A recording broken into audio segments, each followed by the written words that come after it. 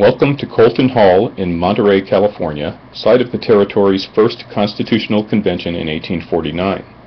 Much of what became the western United States was ceded by Mexico in the Treaty of Guadalupe Hidalgo at the end of the two-year Mexican-American War in 1848.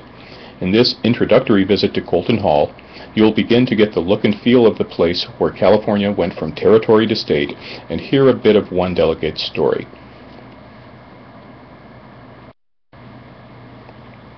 As you approach, you will see that the museum is upstairs, and there is signage on the stairs themselves. Take either side to enter. When you first enter the building, take a moment to look around and get your bearings. In front of you is a grandfather clock. To your left is the main part of the room,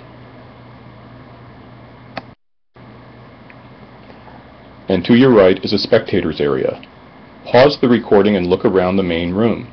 Resume playing when ready. Although there is a notebook right inside the door with very short biographies of the delegates, let's proceed around the clock to one of the period items in the museum.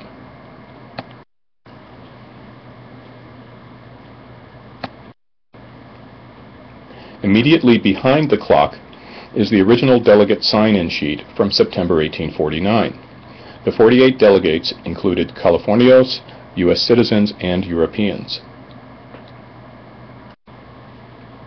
Here's the signature of James McCall Jones of Kentucky. He was an early immigrant to California, but the road to the delegates' chamber wasn't easy. What kind of man made this signature? From a letter to his mother.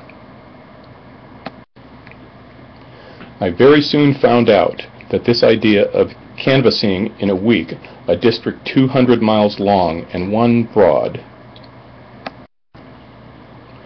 when you had to ride perpendicular mountains, lived on jerked beef, and sleep in the open air, and of being able to prove yourself a good citizen and sturdy patriot to men who know nothing more of you than that you were only a citizen of 9 days, the ordinary time it requires puppies to get as far as seeing, was somewhat appalling.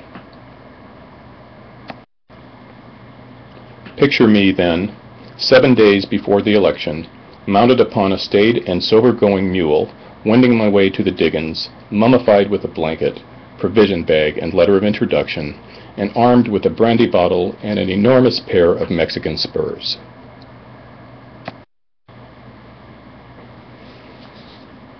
Jones's letter is available in its entirety in the museum.